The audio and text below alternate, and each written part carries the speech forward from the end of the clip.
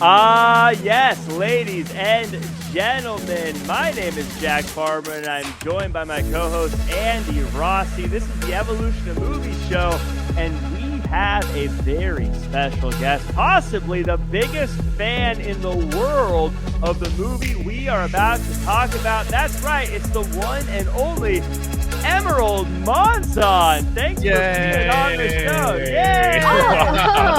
Hey guys, wow. The old spinning chair entrance. Oh, wow. I'm glad. Sorry to interrupt you. Yeah, it caught me off guard, but here I am. So this is, of course, Andy Rossi, Jack Farmer, and now Emerald Monzon. To pull back the curtain a little bit, Emerald Monzon, are you seeing anybody? Yeah, I'm actually coincidentally seeing one of the hosts on here at Real Jack Farmer. Yeah. Yes. Oh, yes. So very cool. I'm glad you could be on pulling back. I was going to say me. Surprise! Wow. Surprise twist. Peeling the onion a little bit on old Jack Farmer's personal life is Emerald Ripley is on the show. I'm excited to have you. Excited to talk about this movie. I know you're excited to talk about it, but for people who are new, for all your friends who are going to tune into this show to hear you talk about a movie, let me explain what the show is. This is the Evolution of Movies show. We call it the Evolution of Movies because we watch movies and we always talk about a movie from 1 year after the last movie we saw. So we started in 1980, 1981, then 1982. Now we're all the way to 1986, a time when we had hits like Top Gun, Stand By Me, and of course, Howard the Duck. But we aren't talking about any of those. We're talking about Aliens, a movie IMDb describes as 57 years after surviving an apocalyptic attack aboard her space vessel, a merciless space creatures. Officer Ripley awakens from hypersleep and tries to warn anyone who will listen about the predators. I don't know if I like IMDb's description. They're saying anyone who will listen, and she sounds just like a crazy nag, but this is a great movie. We're talking about Aliens. I'm really excited to see it. Andy Rossi, before we let Emmy talk here, I want to see if you can guess what the Rotten Tomatoes score is for Aliens. Ooh, this one was very beloved. Let's see. I'm gonna go big. I'm gonna say this was probably like 95, 94, something like that. Close. It was 97% on Rotten Tomatoes. Wow. One of our highest ranked movies, ranking right up there with gems like Raiders of the Lost Ark and Ghostbusters. But Emmy, you're the guest. Have you seen this movie before? And what were your thoughts going into it this time around? Yes, I've seen this movie more times than I can count. If you haven't noticed, my name, another surprise is that I am the love child of Ellen Ripley and Hicks. Spoiler alert. Spoiler alert. Wow. Yes. So one of the reasons we have you on this show, I obviously know you love this movie. This is like a family favorite for you. Yeah, absolutely. Like this movie is so special to my family. It's like another family member. Like there's like 4 of us kids in the family, and we're from 3 different generations, the 70s, 80s, and 90s. And we all love this movie the same way. We love all the quirky one-liners, the intense action, space, guns, fire. Like we all watched it as little kids at separate times, but we just adore this movie. It is great. It does have a very mother-daughter connection to it as well. Yeah, that too. And the number one thing I do love also, now you say that, is it's one of the first like strong female empowerment movies without like spelling it out or being so deliberate. It's just like, yeah, she happens to be a badass, space consultant, Her business card says Angel of Death / Space BASC. I love that.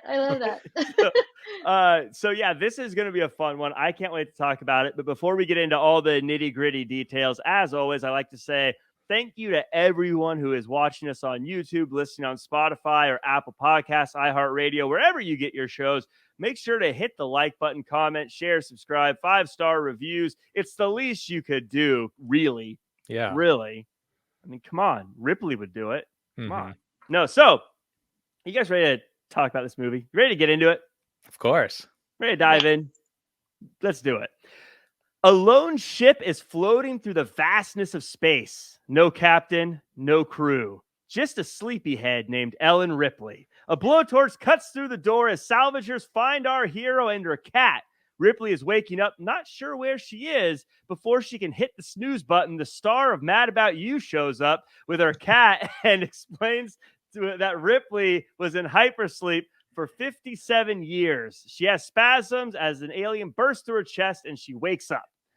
Emerald Ripley, explain to us this world we live in and the characters that inhabit it. This seems like not too far in the distant future. And the characters we know this at this point is Ripley, her cat. She wakes up and it turns out to be a nightmare that this alien busts through her stomach. But we haven't met a lot of people yet. We're just floating in space right now in this really futuristic space condo / hospital. I guess. And 57 years. At first, I was like, when Paul Reiser comes in, now the Mad About You theme is in my head. Thank you, Jack. Tell me why. Love you, love me. But Paul Reiser comes in and tells her 57 years, and she freaks out. And I was watching it with my wife, and I'm like, why is she getting all crazy? And then I was like, then when they showed her the daughter, that her daughter was already passed, because 57 years passed. Then I was like, oh yeah, 57 is a lot. That's older than me by quite some time. So I'm like, okay, yeah. Well, she has every right. As I was watching this, I was thinking to myself, because she seems very capable throughout this movie, but the whole time, and just as we go through, I'll just get it all in right now. I kept thinking to myself, if someone woke up today from like 1975, they wouldn't really be of much value to society, right? Like, right. No offense to people from 1975. Musicians, I think music would be better. Music would be better, but could you imagine everything else? Hey, my last job was in 1975. Need help developing an app for that iPhone? They'll help you develop film. But she seems wildly confident throughout this movie. Like, yeah, I can help and do this stuff. Need me to fly a ship, whatever. You don't even know what happened. Like, haven't there been technological advances over the past 57 years? Shouldn't she be blown away by the power of technology? I guess not. She was very confident. And she's badass. She knows everything. I will say this: what I got from this scene was that you have Paul Reiser come in, Burke, his name is, and he's very nice. He's very gentle. The cat doesn't like him. You get the bursting out of her chest scene, and you can already tell this movie's a bit of a game of cat and mouse, where it's going to show you like, this is safe, this is good. No, it's not. There's a lot of bad things happening here, and that's kind of a tone they set throughout the movie. I thought, Emmy. I like that analogy. Yeah, it's almost like a foreshadowing of what's going to happen. The cat is kind of telling you what's. Think about old Burke. Yeah, Burke. Yeah, Burke might be a shady character since the cat doesn't like him. And yeah, sorry, I can't remember much about what the cat. I was just thinking about their hair. Ripley's got such great 80s hair. That was my first comment. I'm like, look at that. I was distracted by her hair as well. I will tell you right now, I don't care if we're not there yet. I'm going to throw it out there because it needs to be said. Bishop has the worst hair in the galaxy. I don't know what that guy was thinking. He's a robot. The table for this. It was horrible. But he's a robot, Jack. What do you want from him? They built him that way. If he had any intelligence, artificial or otherwise, he would get a better haircut. That's what I'm trying to say. So Ripley's... never mind the milk for blood. Fix your hair. So Ripley's being interrogated because back in Alien 1, she blew up a ship worth $47 million. She's trying to explain there was an alien, but no one believes her. And what's worse, people are living out near where the alien is now. Ripley's timing is good or bad, depending on how you look at it, because one of the colonies just disappeared, and like taking someone who just survived a shark attack and throwing them right back in the ocean, they think Ripley is the right person to check it out. She agrees to it if the plan is to wipe out the aliens and not to study them and bring them back. Andy, what I took away from this scene is that for the most part, men's suits are going to stay the same, except we're going to have to start flipping up our collars. That's about it. Yeah, it's a quick fix. So, Emmy, I want you to tell me about this this group of people interviewing Ripley. Who are they? Yeah, when this group of people, which seems like they seem like the American, space board of directors, trying to tell Ripley, look, we need to go back to this planet where you almost died, where you lost your entire crew. Who cares what just happened? You need to go back there and be our consultant to guide us to this whatever space creature, whatever this thing you're talking about. And they completely disregard anything she's saying about her crew, these lives that were lost, and this board, this board is just like, you're heading out there. We don't care, Right. It's Always the worst mistake is to not listen to the lady that's been there and done that. They're just like, yeah whatever. Yeah. Right. And you're 90 years old now. But what's nice is what's nice is at no point are they like, we don't believe you because you're a woman. It's because we don't believe you because you're crazy. Crazy, yeah. Mm-hmm. But Andy, I wanted to talk to you about, there was a scene here where like the ship is flying through space, and just the special effects throughout this movie, and you can kind of use broadly, they aged very well for this being a movie from '86. Yeah, it was a very like James Cameron world. I actually felt there's like in the beginning, there's a little bit of like lightning bolts and stuff. I didn't realize like, so this was before Terminator 2. So, but he'd already done Terminator. So he probably had some of that going on. But that man, James Cameron, he just sets up worlds amazingly well. Cause you're just like there.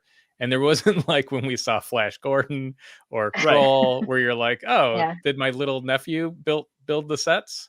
Like this was like legit, like this, you're in this world. So just amazing. Yeah, even the parts where you could see the poor special effects, because there were parts where you're like, that didn't age well. But even those were like done in a way that was like tasteful, so that it you go, okay, it didn't age as well, but it also doesn't look stupid. You're not like laughing. It wasn't a ship on a string or something. Shaking around. But Emmy, I want to talk to you about what this part really entails. It kind of builds up on the cat not trusting Burke, and this part where clearly Ripley is on guard about what's going on. She doesn't know she's not exactly excited to go back out there, but she says the line of, "I'll do it as long as you're here to destroy them and not research them." Clearly, that's a little bit of foreshadowing. Oh, absolutely. You can tell they have a way bigger agenda than just going there to kill off some space bugs. Like they have these suits are telling her, yeah, sure, we're going to go out there and not research. So it's very suspect. Yeah, we'll kill them. Sure.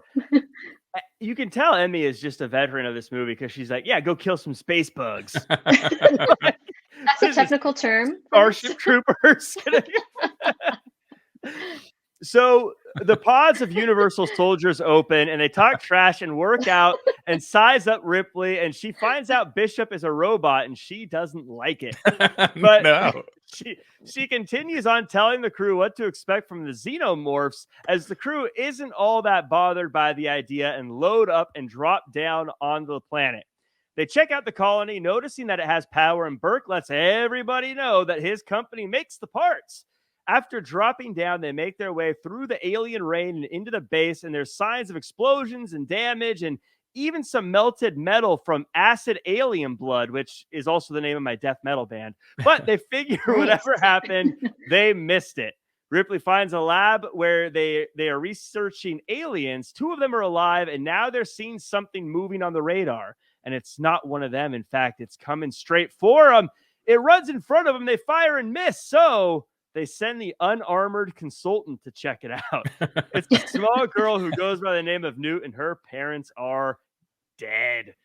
Andy, I want to first break down this scene of the pods opening up and the crew coming out. This is our first look at the squad. Vasquez, Hicks, Hudson. Just what's the robot's name again? Bishop. What great names. And obviously Ripley, Newt. There's just the greatest character names in this movie. But yeah, So This cool. is for me, like, yeah, I hadn't seen this movie in a while, so I kind of forgot like the beginning portion of it.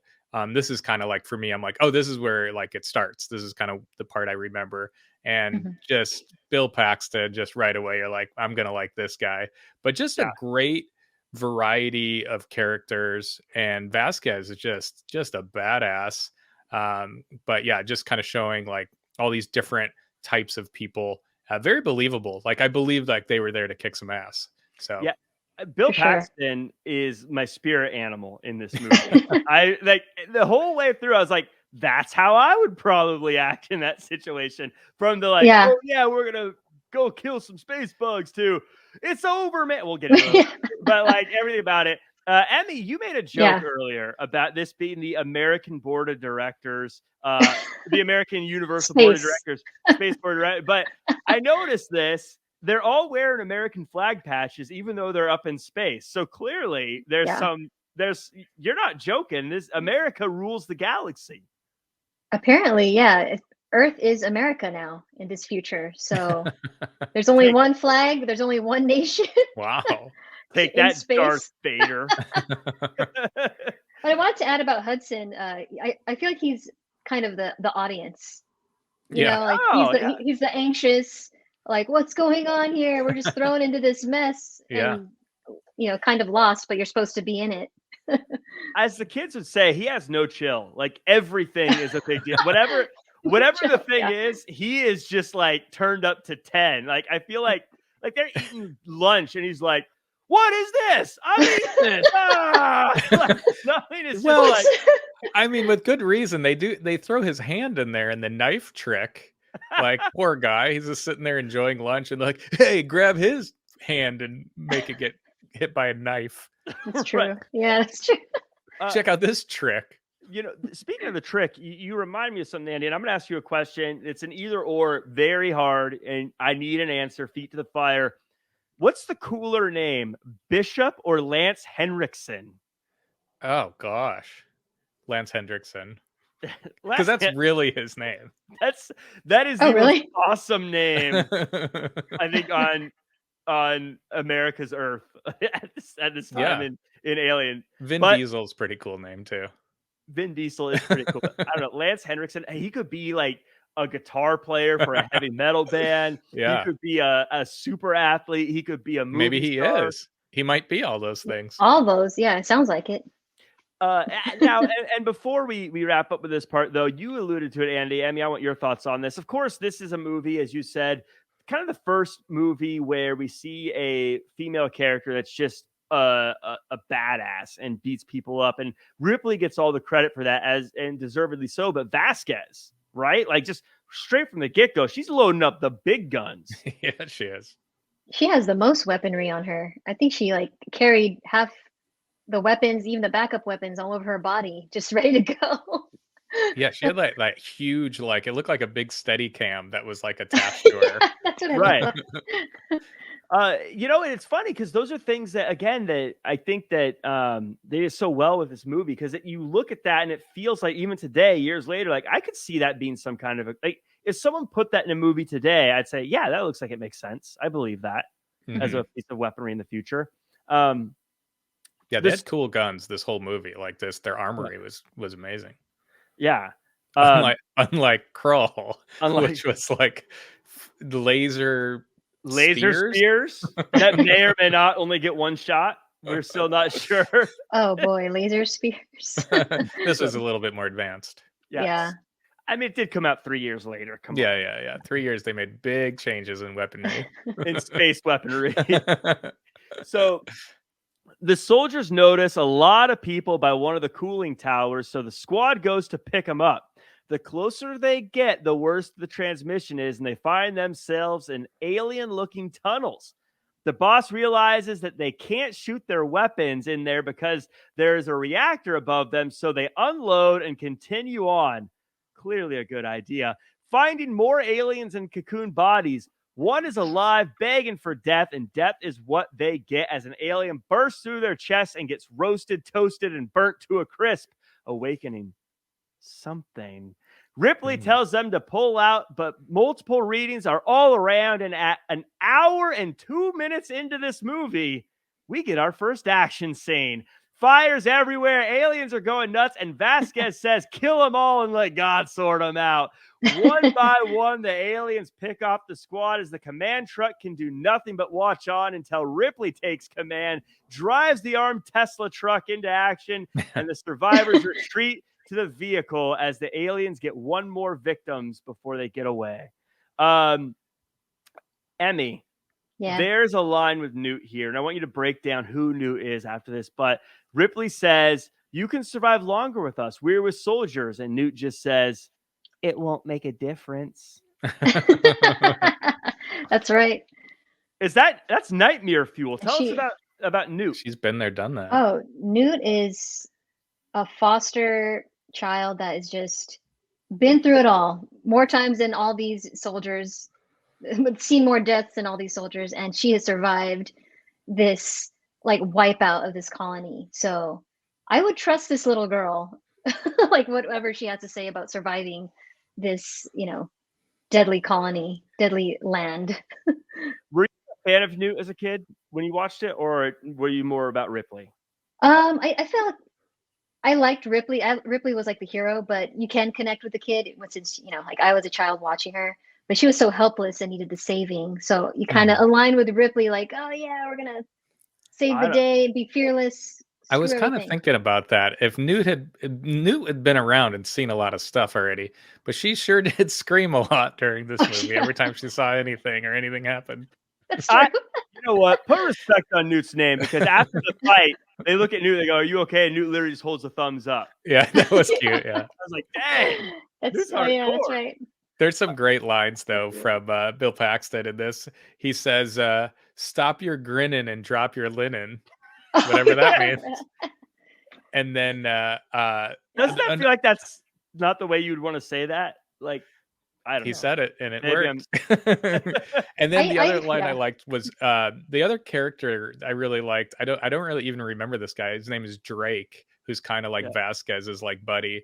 But I think it's him that said, oh no, I think it's her. Somebody, I think right when Drake dies, somebody says, eat this. And they shoot the alien in the face. Who says that? That was a good line. Was it Vasquez or Drake? I think that was Hicks with the shotgun. Oh, Hicks. Oh, okay. Or no, you mean in the air tunnels? As they're like backing up, somebody says, "I think it's Vasquez." Maybe they're in the when they get into the truck and the last alien sort of pops through, and one of them's trying to shut the door, and the other one comes out with the shotgun. Yeah. Oh, that's right. Okay. Is that Hicks? I don't know. I can't remember. One of the eventual victims. I can't remember. I read my notes say Drake dead, eat this. I'm like, oh, okay. And Garmin sucks. It was probably him that died then. No, Garmin makes it a little bit farther. Drake. No. Drake does not make it very far. No. Yeah. No. Drake dies in this this first fight, which Andy, as a movie or actor, writer, director, producer, I want to ask you this, because I made the point and I stopped the movie to check how long it was in. Over an hour into this movie before we get a real action scene. Mm-hmm. But as I'm watching this, I feel like it made everything so much more tense, knowing that we had built up that long before getting any kind of action moment. Yeah, I was kind of thinking that too. And I think the audience just has to be along for the ride. And I don't know how that would play nowadays. Seems like people need things to happen right away. So get to the point, Andy. Yeah, exactly. so this did a great job of like setting up a plot, setting up the world, setting up the universe, really giving it time, which I thought was great, because you don't really see any aliens, I don't think, until you see this little baby alien. And then obviously later the aliens come in a variety of ways. But yeah, I thought it was a great way to kind of ease us in. Yeah, like I said, it made everything feel so much more tense when they're walking around and getting closer. Because as soon as they land, okay, now they're a little bit closer. Then they're like going down the tunnels. Like, oh my God, these two things are going to collide sooner rather than later. And then when it happens, Emmy, I want to get your thought on this. To the point of guys like Drake and some of the other team members that died in this opening scene. because they had the time, it felt like people like Drake all had the chance to get built up as these really tough, badass warriors. So when they died, it felt like, oh my God, these aliens are dangerous. It's not just like nobodies that got killed. These guys killed the elite SWAT team. Mm-hmm. This is the elite team that was brought in, and they just get picked off so quickly. That's why, like, even though, it might not like age well today, like that slow buildup, but it is a perfect suspenseful buildup of these characters and the time to see where they end up. And it, like, what do you call it? It puts over the alien as such a strong, scary force because it just destroys some of these soldiers so quickly. Yeah, I think if you didn't have a chance to learn who they were or get to know them, you wouldn't have cared as much when they died. Right. Like, oh yeah, they're just whatever. The aliens killed some people, but because they all had their time to be like, I'm in the drop ship and I'm doing stuff. I mean, they were tougher than. That's me if I was an alien. Like, I'm in the drop ship. I'm walking in the base. And that Apone guy, Apone, was that his name? Kind of like their leader. He died there too, right? The cigar guy? Yeah, he was great. He comes out of the pod. He just grabs a cigar right away. Yeah, but I didn't think he was going to die so quickly. I didn't remember that. But but he's another example of someone, because they built him up as such a credible, tough guy, that when he died, you were like, ooh, these things are very dangerous. It was funny to me, by the way, that they said you can't use your bullets, but feel free to throw that flamethrower around. Yeah. Burn Fire's everything. fine. That won't do anything. That's totally fine. But it also, that guy who's in the cocoon saying "kill me," it gave such a fear of maybe dying isn't the end. Maybe you don't just die, but you could be stuck there as this incubator, which adds a little bit more fear to it as well. Yeah, it looks cool, right? Conscious. You're still conscious. Yeah. So the squad doesn't know what to do now, and Ripley says they should destroy the place, but Burke isn't so sure. The corporal agrees, but their getaway ship has an alien on it, and it blows up. So, hey, one alien down, right?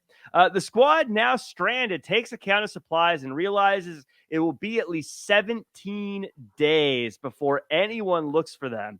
They come up with a game plan, and the corporal, who I later learned the name was Hicks, but in my notes I said the corporal, gives Ripley his Casio watch, and Ripley goes to comfort Newt, but Newt seems more grounded than Ripley, so Ripley gives the corporal's Casio to Newt.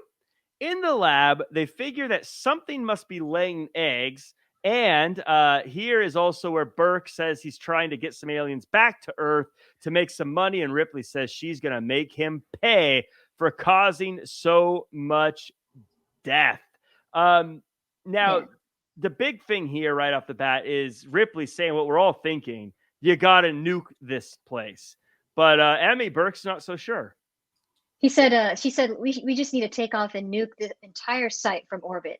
That's the solution. That's all we can do, right? Yeah. And he immediately, Burke is like, this installation has a certain substantial dollar value attached to it. And then Ripley snaps, well, they can bill me. Yeah, that was great. And I love that. It's like, yeah, we need to destroy this place. Bill me the millions of dollars. God damn it. And Hudson says, F&A. I love, Hudson had that great line too, where he's like, you may not be caught up on current events, but we just got our ass kicked. I think that's your game over line is right around there, right? Yeah, so it's right around there. So I want to play a game. And we're going to go around the horn. Andy, you start. I want your best game over, man. Game over. Game over, man. Game over. Emmy, let's hear your game over. It's game over, man. Game over. Mine was more like Otto from The Simpsons, I think. Game over, Jack. man. Game over. I don't know. And Jack, he does do this line again in Twister, right? Doesn't he say? He does? I think so. Yeah. Maybe he does. I'll just say he does because and this is where my note is Bishop has the worst hair ever because it's like long on the sides but short on the top. Can we talk about Bishop for a second? Because one thing I wanted to mention, Ripley is so mean to him right in the beginning. Like once she finds out he's an android, she's like, "Get him away from me! We're not going to be friends." And I'm like, yes, he looks very creepy. Yes, you had an issue last time. Well, you said he had bad hair. I could say He he looks does have bad creepy. hair. Well, when She's he's like, when he's yeah. bleeding milk, that really threw me off. I'm like, why has he got milk coming out of his finger? Um, but she's very mean to him right in the beginning, and I kind of felt for him the whole time, and I forgot what happened to him, so I was like, I really hope he doesn't turn and become evil. So I'm glad Yeah. Spoiler they alert. seem to have they. Wait, did you not see this movie I yet? haven't seen the movie yet. Well, Andy, I'm glad you have this analysis of Bishop, but I have a different analysis I want you to do for me. I want you to answer me a question here that was driving me nuts.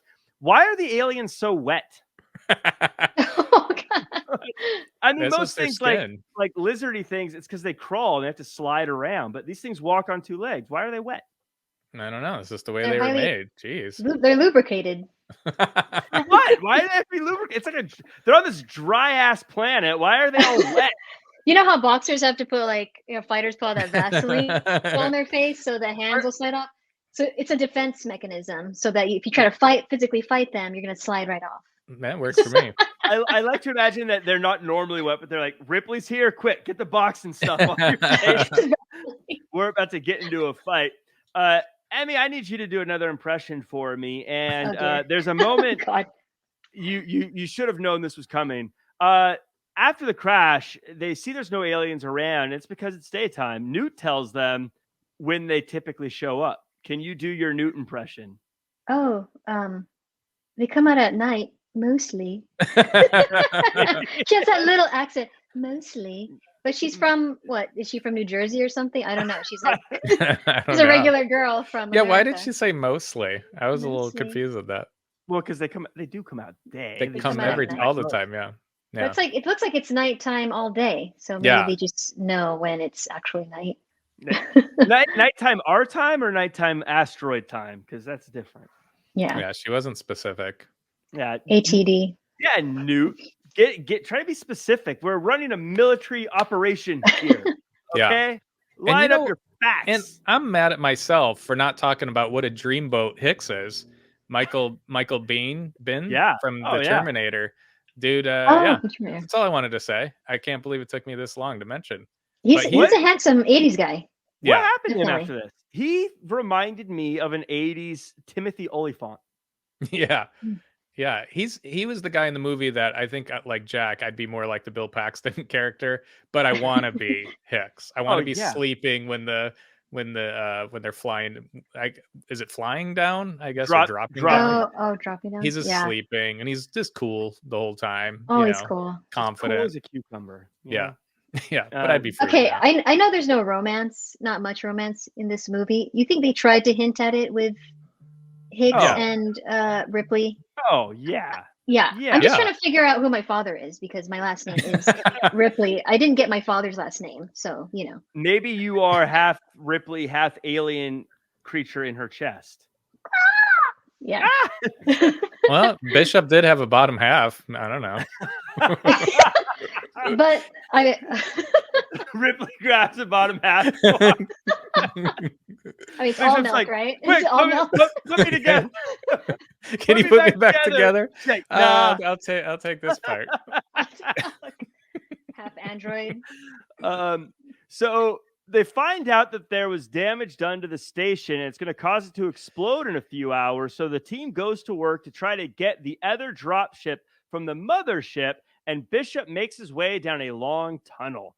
Hicks tries to impress Ripley with his gun before she goes to stay with Newt and notices one of the aliens got out of its tube.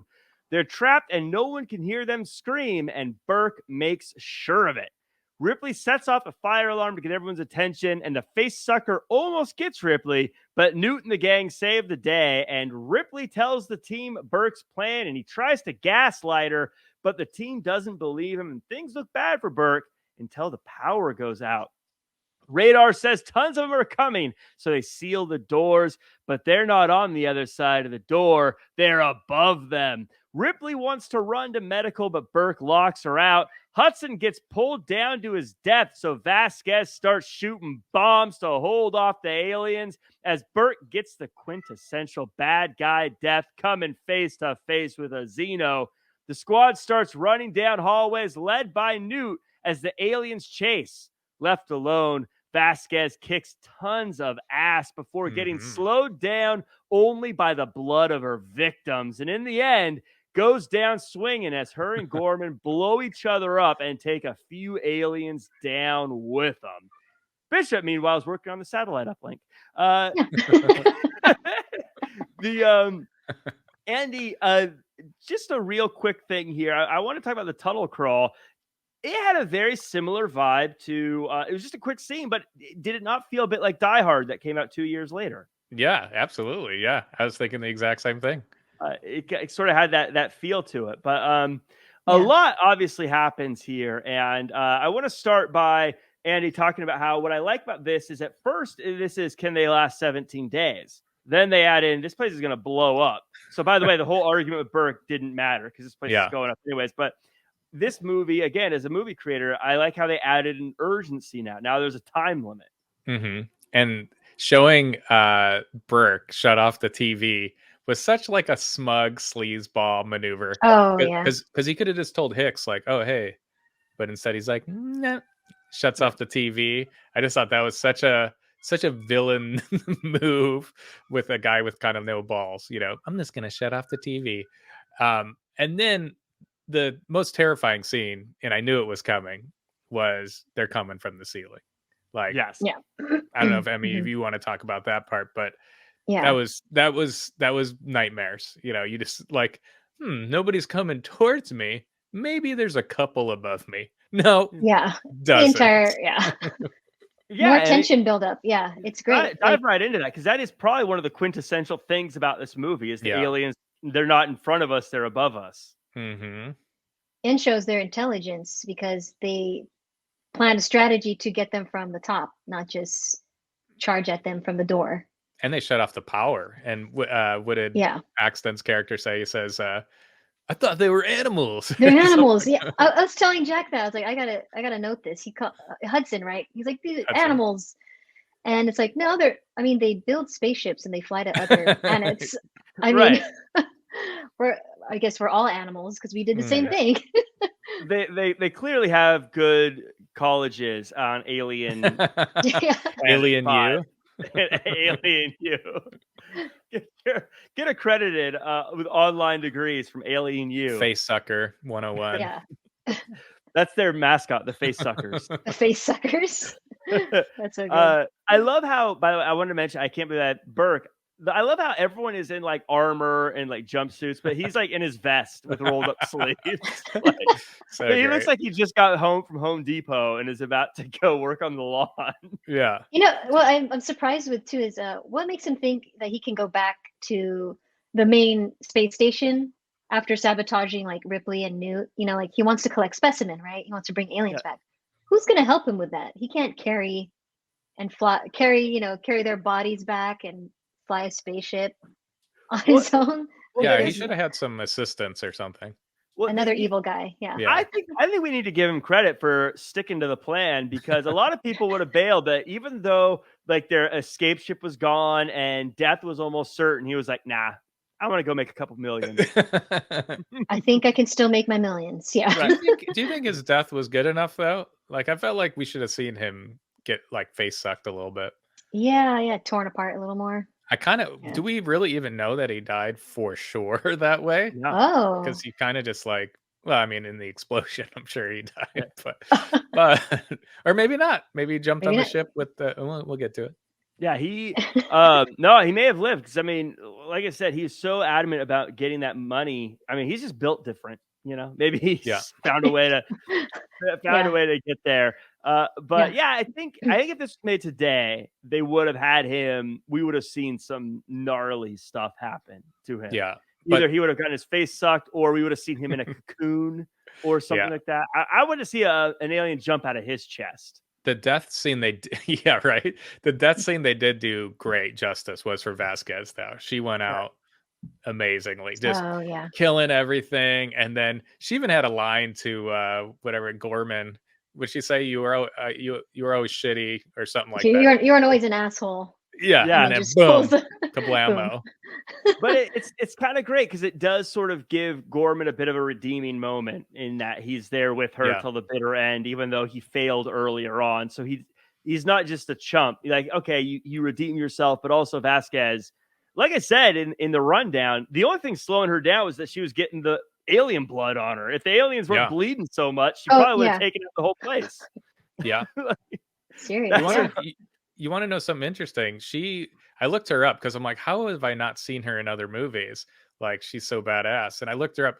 Do you remember in Terminator 2 where they call like John Connor's parents and they're like not his No. parents anymore? And the lady's like kills the guy with the milk.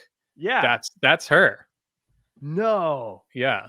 Yeah. That's So so she's like, Oh, funny. I yeah, don't remember this. looks Huh. I like did not. nothing like Vasquez. Yeah, they have the movies that made us aliens, by the way. And yeah, Mm. she's talking in like with hmm before knowing who she is, you would go, who is she in this movie? I have Yeah. no idea. Then you find out Yeah, she's Vasquez. You're like, whoa. Yeah. she's a Uh, sweet old Jewish lady now. Like not now, yeah. she's not Jewish Yeah. now, but she's an older lady Now now. she is. Yeah. She's always been Yeah. Jewish, but Yeah. After her time on fighting aliens.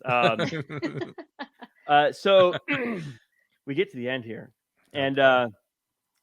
Newt is in the sewer, and Hicks and Ripley try to get her free, and we get the iconic moment of the alien rising behind Newt. Ripley and Hicks race on, and Hicks thinks they're leaving, but Ripley says, nah, I'm going back for Newt, and I'm doing it in less Yeah. than 15 minutes. And like Shiva, the god of destruction, Ripley makes her way through the facility, spitting hellfire and brimstone until she hears the screams of Newt and rains down a tsunami of bullets, freeing the kid, hoisting her up, and making her way back to the ship through the cabbage patch of alien eggs. Now, face to face with the queen alien, Ripley doesn't bend the knee and instead dares the alien monarch to count the shells as she litters the dead planet with spent ammunition, and Mike drops a grenade in the face of her nemesis. Yeah. As the building falls around them, Ripley, Newt, Bishop, and Hicks head back to their ship. But the biggest and ugliest of the aliens didn't become Queen Spacebug by letting humans step on her. So she sneaks onto the mothership and rips Bishop in half before staring down the baddest mother effer on the mothership. And if it's a fight she wants, it's a fight she's going to get. As Ripley says, one of the best lines in movie history, get away from her, you bitch. And then proceeds to kick Mama Alien's ass by putting the Super Beast in the airlock with the rest of the trash. Everyone goes back to sleep, and it's a happy ending for now. love it. Dang. Love it. That was great. Great ending. Andy, I want to talk to you again about the design of this movie and the queen and the disgusting way she's laying eggs and the design of this big monstrosity. Yeah. This is like a perfect monster. Yeah. Terrifying, smart. I thought that scene was really well done too, because there was like two like kind of assistants that were like gonna go after Ripley, but then Ripley's like, I'm gonna burn all these eggs, and then they're like, oh, okay. But so I thought that was nice that there was like actually, usually in like movies where there's like these big creatures or something, they just attack and that's it. But there was actually like some intelligence going on. And there was a very slight moment where I felt bad for the eggs. Like, I'm like, just leave the babies. Like, that she torches them all, and then I'm like, yeah, they were all evil, so yeah, it's probably good. But just a great scene, just set up so well, and still today, so many years later, still terrifying and looks great. Yeah. Not only the fight, but the monster. You've got the countdown happening. Yeah. You've got everything you want in this scene. I mean, I want to talk to you about the burning of the eggs, because when I first saw this, I thought, why is she burning the eggs? The place is blowing up anyways. But, and I want you to talk about this, this is just because Ripley took it personal. Oh yeah, that's a good point. She said, let's just kill them while they're down. Like, they're going to go down, but I'm going to kill them first. Kill them some more. And they could have hatched like right then and there and attack. So attack. And you never know. Yeah, they're so strong. Like, they'll probably reproduce still, even though it's a nuclear explosion on that on that planet. So you guys are being pragmatic. I'm thinking of it like she was like, oh, I don't want the explosion to kill you. I want to kill you. Oh, yeah. I want you to know it was me that did Yeah, it. she had some of that going on. And the queen reminded me of like a T-Rex, the way she was coming Mhm. at her. Like, especially that part where That's true. she runs towards the elevator. This like hits her head against like the elevator. But again, though, Oh the yeah. special effects for this being 1986 were incredible. Yeah. Like, again, I don't think they, if it came out today, I'd be like, I don't know, but like, it actually isn't that bad for like it looks No, pretty darn good. Yeah. amazing. It aged well. Yeah. And then bringing back her whatever that suit is, which is sort of like Avatar, where you're in Yeah, that like weird like suit. That was a good callback because you saw it in the beginning and you're like, why is she in that thing? Yeah. I don't know. And it then they was bring it back later, which was great. that was It was one. literally in my notes to ask you Yeah. next, Andy Rossi. We've done Oh. this show too long. Was talking Oh, about cool. callback. But I want to, and Emmy, I want to ask you Yeah. about, or talk to you about Bishop here, because Bishop spills the milk all over the place. So Can't much cry. milk. Can't cry over spilled milk. Yeah, Yeah. but what was nice is for all the hate Ripley gave him, in the end, I like how they teased that maybe he left her behind, and then in Yeah. the end, he actually, even as he was torn apart, saved Newt in the end. Mhm. He still used what little weight half the weight he had, and held Yeah. on to Newt. Yeah, I'm wondering She a was little bit getting- about that. But She was gonna okay. get sucked in the vacuum, the space vacuum, with the alien, and he's Yeah. like, he I still remember. contributed and helped. Yeah. I will say what I didn't like about the design of the spaceship is the closed door button to the airlock is right next to the door that is sucking everything out. Like, so every time you go there, it's like, someone close the thing. Okay, I'm gonna dive at it. I hope I don't get sucked down. Yeah. It's like having the off switch to your garbage disposal being right on top of the garbage. Yeah, that's disposal. true. You think you put it That's far true. away where you don't need to use it, but Yeah. I but also wanted to add sorry. Yeah. Yeah, that whole scene was really interesting because, the whole score of the movie, a score really leads a lot of emotions in the movie, suspense, drama, romance, whatever. But in this final fight scene, there was no music at all. It was Mhm. like real time. Didn't feel like it's just a real moment. Something about it was really eerie, but cool that there's just no sound except for the sounds that were happening in the fight. Did you guys And notice that? Yeah. yeah, and I did want to mention the score too, because Jack, this was James Horner Mhm. again, who we had in 48 Hours and Crawl. Oh, So man, this guy was scoring everything in the 80s. he was scoring. I have a feeling if you were talking to him, right? Oh yeah, you were scoring everything. 48 Hours, Aliens, Crawl. Yeah. He's Yeah. like, Aliens, yeah. Yeah, He's no probably big deal. probably gets embarrassed when people remind him he worked on Crawl.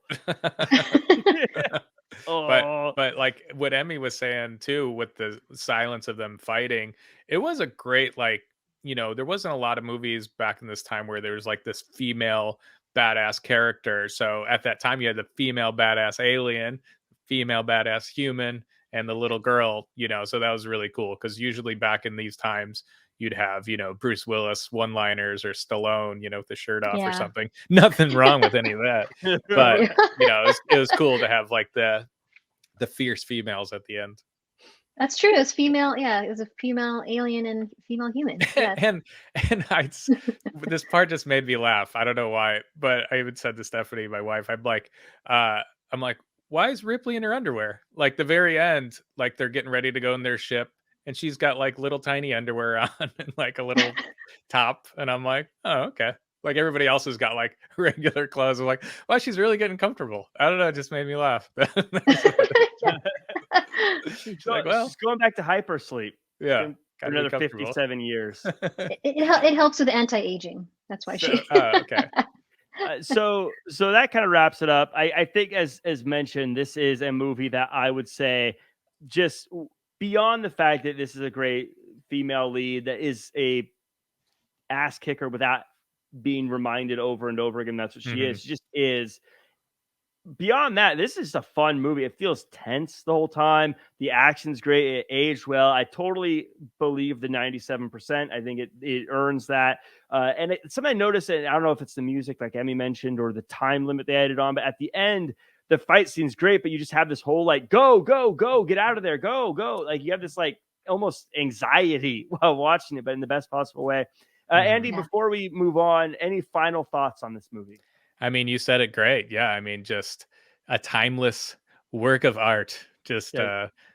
scary, fun. What else do you need? Emmy, Yeah. this is your favorite movie. Any final closing Oh thoughts? I'm gosh. sure Sigourney Weaver watches the show, so anything you want her to hear? Any final thoughts? Oh wow. I wish I could spend another hour praising this movie, but this is an alien masterpiece. You have to watch it if you haven't seen it. Yeah, great, And we should great mention film. this is a sequel. And That's it's a what's so sequel. Yeah, crazy. Like the yeah. first one's awesome, and then to be like, "Nah, you're not going to top that." And James Cameron's like, "Yeah, I Watch think I'm me. going to." Yeah, Hold my Yeah, beer. Yeah. yeah. yeah. Just James Cameron, just incredible movies. I mean, that guy's run is just ridiculous. Yeah, it's pretty good.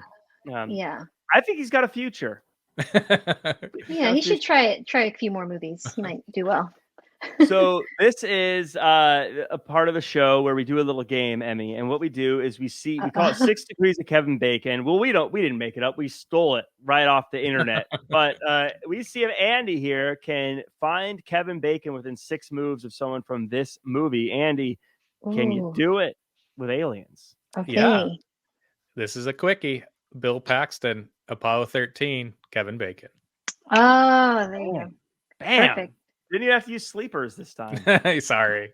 1 degree. 1 degree. Yeah, that was a quick one. That is a good one. I feel like they're going to be a bit easier for the next stretch because this is when Kevin Bacon was Mhm. was really rocking and rolling. But Yeah. that does it for us. Coming up next, the next show we're doing 1987's Can't Buy Me Love with Aaron Ross. That'll be fun to watch to do. Make sure you tune in for that one. After that, we're going 1988 with Bloodsport, and we're bringing back the OG James Ooh. Shippey to chat about that Van Damme classic. And then 1989 No Holds Barred with Brian H. Waters, a producer for The Ringer, hosting a bunch of wrestling podcasts there. So that'll be a perfect fit there. Thanks, guys, for being on. I'm at Real Jack Farmer across all social media. Andy Rossi, where can the world find you and what you're working on? Find me at Just Andy Rossi or at Dead Body Movie. And Emmy, do you want to share where they can find you, or you want to keep these creeps away from you? You can. Well, if you're looking for hair. Wait, Jack. All your viewers are creeps. I don't want to be on the show then. Yeah. Well, no. Can't pick our audience. If you're looking for hair and makeup for any special occasion, you can follow me at @EmeraldM_artistry. You can find me there. Very good stuff there. Thank you guys so much for being on. Thank you to everyone who watched and listened. As always, like, comment, share, subscribe, 5-star review. That does it for us, and we will see you guys next year.